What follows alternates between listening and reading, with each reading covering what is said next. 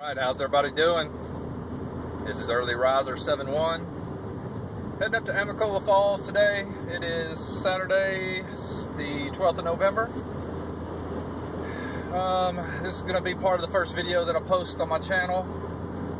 Planning on a through hike of the Appalachian Trail going northbound starting in February of 17. So, last couple of weeks, months, I have been getting all my gear ready, and today is going to be nothing more than I'm going to go up and plan on walking the approach trail and staying overnight at either Springer Mountain Shelter or going on to Stover Gap Shelter, which is about 2.5, 2.7 past Springer, I think. Staying the night, just testing out the gear. My front just moved through this morning. Temperature's pretty nice right now. What's up, everybody? Currently walking the approach trail to Springer Mountain. Again, it's 12th November. Beautiful day, Veterans Day weekend. Temperature's probably right around 55 with the wind blowing pretty hard, honking actually at times. Plan for the day is to at least get to Springer and go ahead and camp out there and test out my kit that I'll be using on my through hike in February. See how it's going. I'll tell you, the conditions out here right now are dreadfully dry. Hopefully, the grace of the heavens above will unleash some rain on here between now and February, so there's some water on the trail. Or honestly, don't really know. A through hike will be possible down these southern portions. Really, I'm only going to have a possible 6-month window to get it done. Plan on doing it much faster, but if I can't get it done starting in February, March at the latest, probably isn't going to happen. So anyway, first part of this hike is uphill and kind of brutal on the approach trail, following blue blazes to the infamous Springer Mountain Rock. Pretty flat right now, even going downhill a little bit.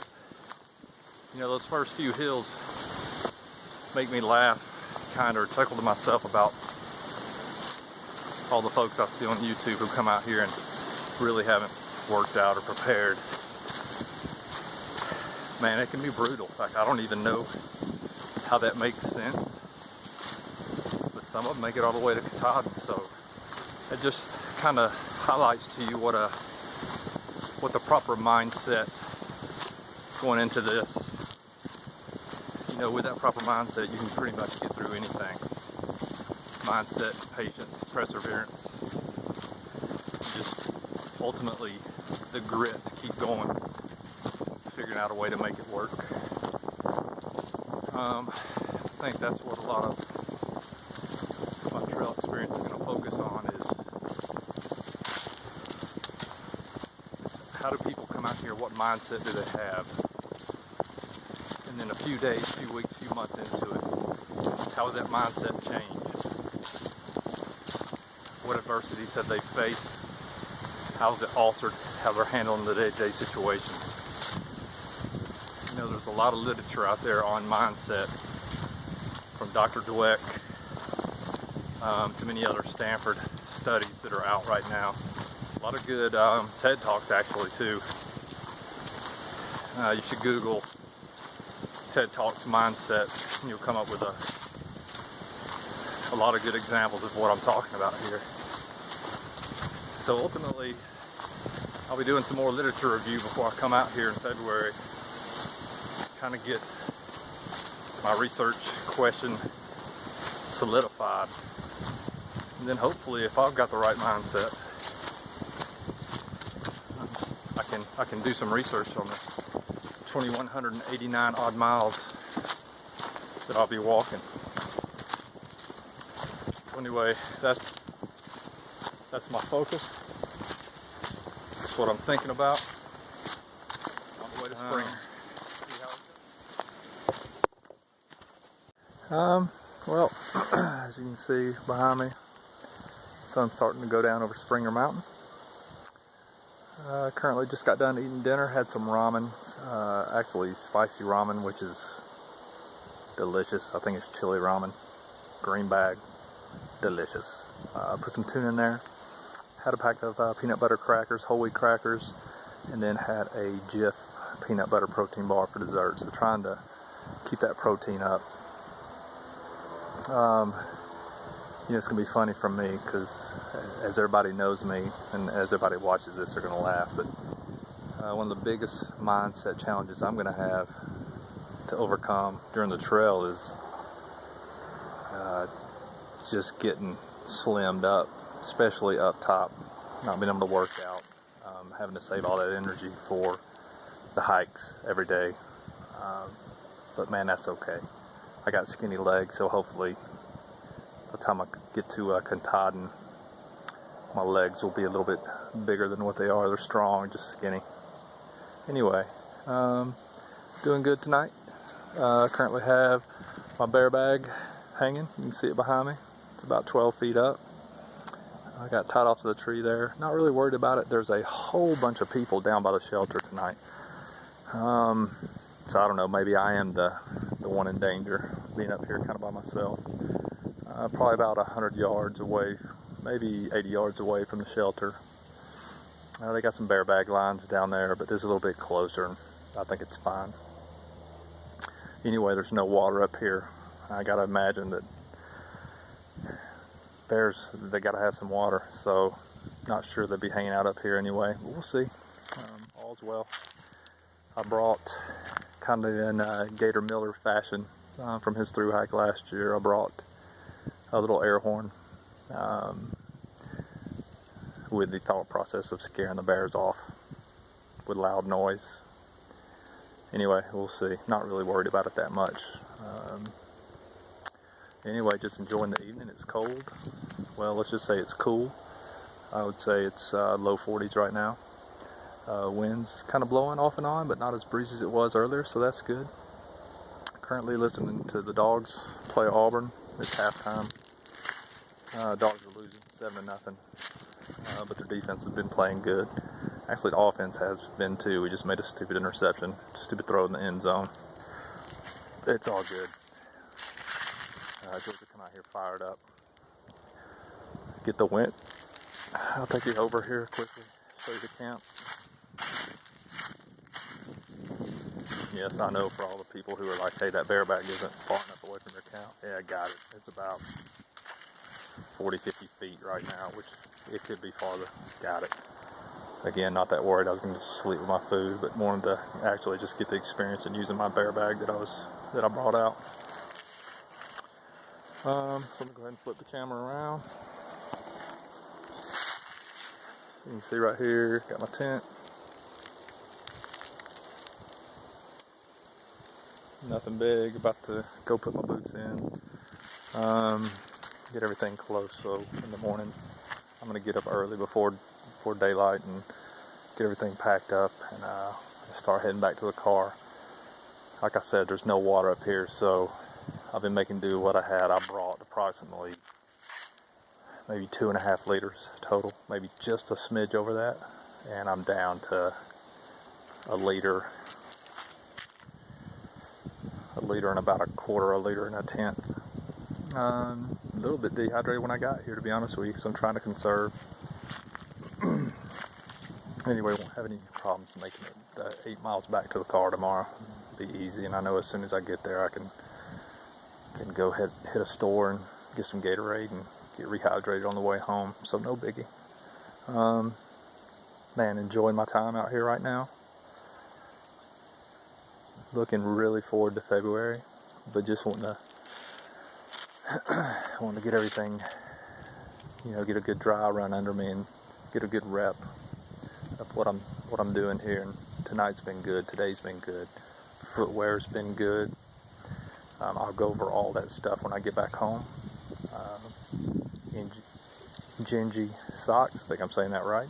Injinji, and then my Darn Tough wool socks over the top of them, and my Solomon Gore-Tex mid-top boots. Did good, no blisters. Feet, a little bit sore. Actually, Had them in some flip-flops for a while, my camp shoes. You can see that sunset, man, it's gorgeous.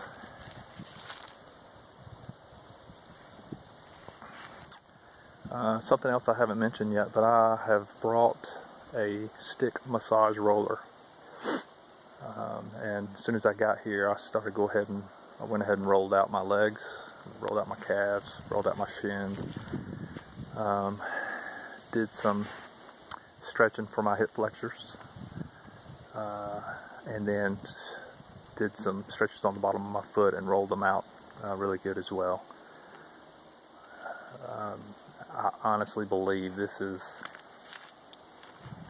a key, and if more people would do this, and man, does it cost me 6-7 ounces carrying the massage stick? It does.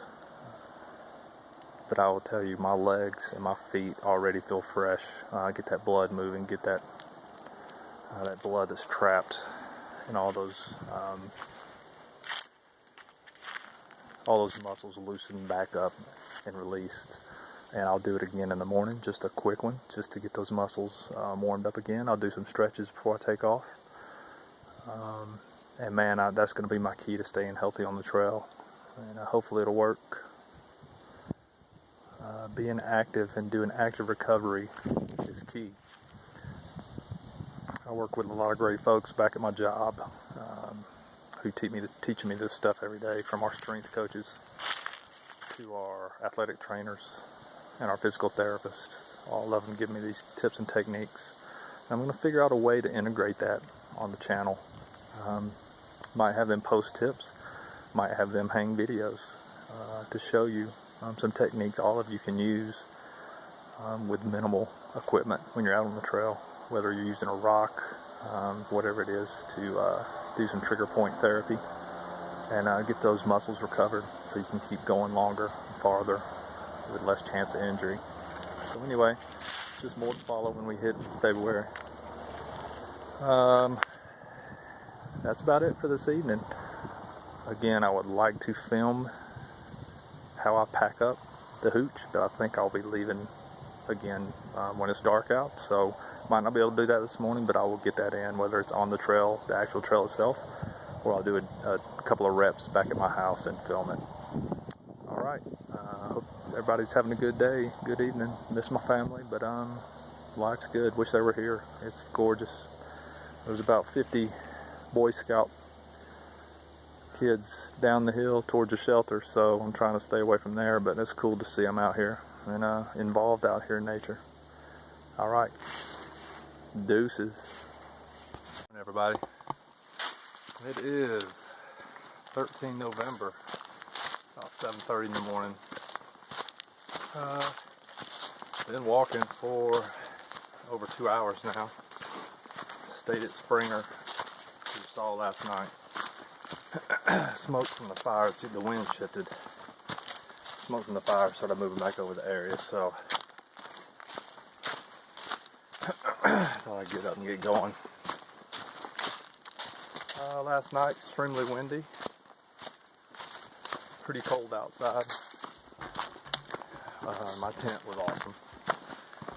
Z-Pack Duplex. Way to go. Sleeping bag was good. Didn't sleep real good. Mine was racing. You know, I mean, that's, I think 3,700 feet or something is what Springer Mountain is. So, a little altitude change. Every time we go on a trip somewhere, we gained, you know, a couple thousand feet in elevation. I always found that I didn't sleep good the first night. And I also think we could all agree that there's some kind of Springer insomnia bug that kicks everybody. I've noticed that in a lot of people's videos of they get the Springer, whether it's just the excitement, whether it's the hearing noises all night, assured that it's a bear outside your tent. Last night was pretty quiet, except for the 50 Boy Scout campers that were there. A little bit of screaming and yelling, but they quieted down pretty early. I had some earplugs, bring earplugs. Earplugs are a must. Other than that, I had to get up, go to the bathroom one time. I will have a Gatorade bottle or collapsible Nalgene bottle to do my nightly business so I don't have to get out of the tent. Because it was cold. Lessons learned from last night. Wasn't a whole lot. Got up, got everything packed up, got a good cup of coffee in, ate a little bit of cold breakfast. Walked over to the privy and somebody had blown it up.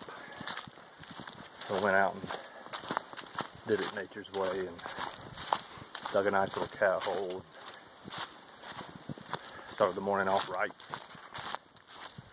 Anyway, probably only about 2.5, 3.0 from Amicalola. Heading back to North Carolina today. Still waiting on word from my job. Whether they'll be able to give me 6-month hiatus starting in February. But I tell you folks, it's dry. So anybody plan on doing a through hike, at least in the southern regions, North Georgia, East Tennessee, Western North Carolina. We'll see how the weather plays out, but probably going to be some strategy has to go into how we're going to make that happen. Or we're going to need a lot of trail magic. I've even thought about spending a week caching some water. I don't know, we'll see. Those that are determined will find a way. Alright, so the next couple of weeks I'll plan on doing more literature reviews, building on the mindset research questions I was talking about yesterday. And then I'd like to start doing a couple of interviews with the thru-hiker classes from last year, 15 and maybe 14. Either try to contact them via YouTube or some other means. Guys like Dixie, Gator, Spielberg, Jacob Downey. A few guys are the ones I'm targeting for several reasons. A, you completed the whole thing, and that isn't to put anybody else down that hasn't. Until I complete the whole thing, I have no room to talk. But the reason why, for my research anyway, that completion is important, at least going into just don't know what success looks like, what right looks like, and what different mindsets you had, and what are the commonalities, what are the differences. And then I'll start concentrating on those who weren't able to complete the whole thing, whether due to injury, just lack of preparation, moving too slow, ran out of time, whatever it is, and it's all good. Just need to capture that as well.